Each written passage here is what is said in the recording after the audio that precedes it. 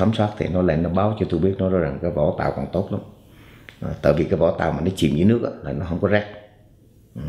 Đem lên trên không nó tiếp xúc khí nữa. Thì tôi nói bây giờ cái này coi thử vớt được không. Nó nói nếu mà Trung úy mà trở lại gặp mà ông đại úy Hiệp mà ông cho tụi cháu, cho tụi em vớt là tụi em sẽ vớt. Thì Trung úy cho tiền tụi em. Vậy cái tôi về tôi dần xếp văn bản tôi nói bây giờ đó ông giúp tôi có cơm có cháu. Thì ông mới cho tôi 4-5 thằng người gái mà tụi mấy thằng mà kinh nghiệm đó, rồi đem dụng cụ một vớt tàu xuống kia. Thì tôi đi xuống mà nó làm hay lắm, nó vớt rồi. Nó làm có một buổi tàu nổi lên, nó cho mấy cái phao trong đó, cái nó thổi, nó làm xong nó bơm được cái tàu nó tôi mới kéo chiếc tàu đó đi về Sài Gòn. Kéo về Sài Gòn thì tôi kéo về Sài Gòn thì lúc đó tôi báo với thằng bạn tôi mà nó làm thông dịch đó là tao có chiếc tàu. Thì nó xuống, nó xuống như thằng thấy chiếc tàu, nó thấy chiếc tàu, nó nói vậy chiếc tàu mày làm biết chừng nào mà xong. Tôi nói vậy cho tao làm xong. Cái tôi mới kéo, tôi mới dàn xếp với cái ông sếp của tôi là ở Ba Son á. Ông mới cho tôi mướn cái ụ nổi của Ba Son. Tôi đem ụ nổi vô rồng Ba Son, tôi mấy thằng thợ Ba Son nó làm xong hết giờ làm việc, nó ở lại nó làm. Thì đó cái tôi mới sửa được chiếc tàu đó. Thì trong lúc đó, trong lúc sửa như vậy thì thằng bạn tôi nó móc nối cho tôi mới ngoại giao với thằng Mỹ. Hồi đó là đô la xanh là mắc lắm, và đổi ra mấy ngàn đô la xanh để mà chung cho nó trước. Rồi nó mới ký cái giao kèo với tôi mới đem chiếc tàu đó ra ngoài Cam Ranh tôi chở. Mà hồi đó là gần như là tiền kiếm bao nhiêu nước. Hồi đó là một chiếc tàu của tôi đó là một tháng như vậy, mà tiền mà đổi tiền vô của tôi một tháng như vậy mấy triệu bạc. Mà trong đó lương của tôi đó là hồi trung úy đại úy rồi, lúc đó là tôi lên đại úy thì lương của tôi đó là một tháng như vậy. Có vợ 9 con, hầu mấy đứa con chứ chưa thì 9. Hầu đó mà mấy đứa mới chưa mới sinh được có tới con Loan thôi, Phương Loan thôi, chưa có chi mới sinh ra thôi. Chứ thằng nhận được chưa ra đời. Thì mà lương đại quý mấy hầu tôi lương chỉ có 30 mấy ngàn, 30 ngàn. Mà trong lúc đó cái tiền mà tôi cho muốn mà tiền bằng tiền đô, mà rồi tôi đổi chợ đen ra là một tháng này tôi được mấy triệu đồng tiền Việt Nam. Tiền nó như nước này. Nhờ có tiền đó mà thành ra tôi là cần ngoại giao rộng rãi. Thành ra là tôi giống như là trong hải quân là nó lúc đó nó đồn tôi là coi như là nó tôm là mấy ông sếp tôi là ông nào tôi cũng là ông nào cũng muốn giúp tôi. Mà tôi không có thích nhiều ông tư lệnh tôi, ông biết mày làm cái chức này, mày là chức kia, mày đây. Thì tôi nói thật, tôi không cần chức, tôi chỉ cần ở Sài Gòn thôi.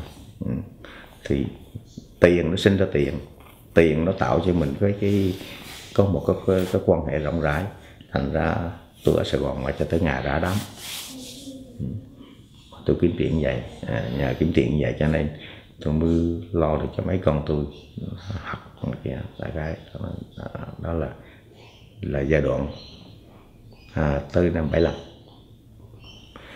Trước 75 á, là tôi vừa có tàu cho Mỹ mướn, mà tôi là vừa có tàu đánh cá nữa.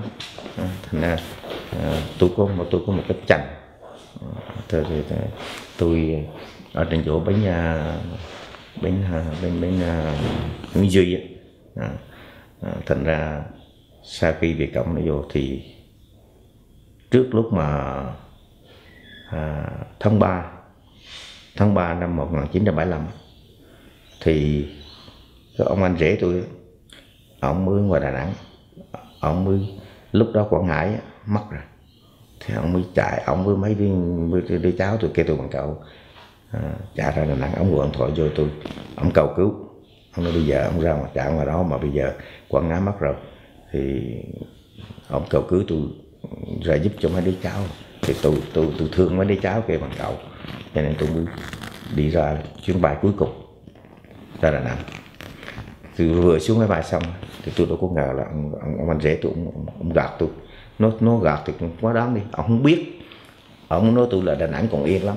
Thì tôi ra, thì khi lúc đó tôi đi ra thì tôi xách cái Samsonite. Lúc đó là tôi cái năm tôi lên thiếu tá từ năm 1972 rồi. 72 năm 72 tôi đã mang lon thiếu tá rồi. Thì tôi đi ra, tôi vừa xuống máy bay thì cái số tôi nó hẹn lắm. Thì tôi xuống máy bay thì tôi thấy mấy người lính không quân chở vợ chở con họ lên chuyến máy bay. Thì cái chuyến bay cuối cùng, chuyến bay ở Việt Nam cuối cùng là ngày đó có người đeo còng máy bay là chuyến đó. Thì tôi đi lang thang, tôi xách xe, tôi xách cái Samsonite, tôi mang lon thiếu tá, tôi đi trên cái phi đạo. Đi là tôi đi lang thang thôi, có một anh chàng thiếu úy không quân, anh chạy cái xe ông ra lại, anh kêu tôi thiếu tá ngồi lên tôi chở đi, chứ thiếu tá đi đây chút về cổng đó pháo kích vô là chết à. Tự nhiên cái ông chở tôi đi, ông chở tôi ra, anh chở tôi ra thì tôi mới trong lúc đi tôi nói bây giờ tôi ra đó là ngày mai tôi sẽ qua hải quân, tôi đưa gia đình bà chị tôi vô Sài Gòn. Theo thiếu úy đó, ông nói vậy thiếu úy cho em đi với, thì em tới rồi em đi với Thất Tùng với bà chị thiếu tá rồi em đi vô Sài Gòn, chứ bây giờ Đà Nẵng sắp mất rồi. Thì tôi nhận lại ông tới, ông chở tôi ra, thì ông thả tôi thôi. Ông tới ra tới cái chỗ cái ngoài phi trường, thì ông thả tôi, thì ông chạy nhà ông ở trong chỗ Phước Tường, ông chạy vào đó. Thì tôi xách cái Samsung này tôi ra, tôi định là tôi ra đó là tôi kêu taxi rồi tôi xuống. Tôi vừa cầm Samsung này, ở trong đó tôi có 1 triệu đồng, mà tôi sẽ xách lên 1 triệu đồng ra để mà tôi giúp cho gia đình ông bà chị tôi đó. Thì có một anh chàng, anh lính mà tôi thấy anh mặc đồ biệt động quân, mà anh cầm cái súng M16, ông mới cầm súng mà một tay thì anh vãi tôi, một tay anh vãi tôi, còn một tay kia anh giơ súng trên trời, anh vãi thôi. Thì tôi tưởng là anh không có biết cái lon của hải quân, tại vì có nhiều người lính bộ binh người ta không có biết cái lon của hải quân. Thì tôi mới nói với anh, tôi thấy lính mà vãi sĩ quan mà vãi cho tôi có vẻ vô lễ quá đi. Tôi mới nói là anh ơi, anh có biết tôi là sĩ quan cấp tá không? Cái thì anh nói rằng không có tá tướng gì bây giờ nữa hết á, đưa cái đó đây, tức là cái Samsonite đó. Tôi không đưa. Còn tôi nói này, anh quân đội thì anh cũng phải biết cái luật quân đội, tôi sẽ cấp tá mà anh gọi bây giờ nó không tá tướng kia, tôi đâu có biết là nó cái anh dí cái đầu súng, thay vì chỉ thiên trời dí đầu súng tới tôi, anh nó đưa không đưa tôi bắn bể đầu. Thì anh đưa là vậy, cái tôi sợ quá, tôi ném cái Samsung này, tôi ném Samsung này cho ông. Cái anh chạy tới anh chụp cái Samsung này, cái anh mở ra, anh lấy cái tiền anh bỏ trong túi như này, ném tiền mở trong túi rồi cái anh mới ném lại cho tôi một cục, hậu là tiền 500 cứ cục 50 ngàn. Anh ném lại cho tôi cục 50 ngàn, ông ném lại cục, anh ném tôi chục cục bạc, ông ném lại cho tôi một cục, tôi lượm với cái. Khi mà anh lấy tiền xong hết rồi đó, thì anh nói, anh mới gọi tôi thiếu tá, rồi anh mới xưng em. Anh nói thiếu tá thông cảm thằng em, bây giờ thằng em bây giờ đó quá rồi, không có cách nào khác nữa, thiếu tá thông cảm thằng em. Nhưng mà chính nhờ cái ông, nhờ anh ăn cướp tôi đó mà có thể tôi cũng chết, là anh mới nói bây giờ ở dưới phố Đà Nẵng là bị cộng đầy vậy đấy, giờ thiếu tá cởi đồ ra hết đi, khi thiếu tá đi xuống đó là nó thịt thiếu tá.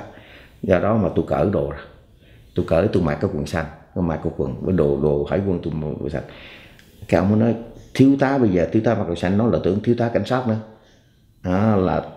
Là nó bắt thiếu tá tốt nhất, giờ thiếu tá mặc quần đùi bị vô đi xuống.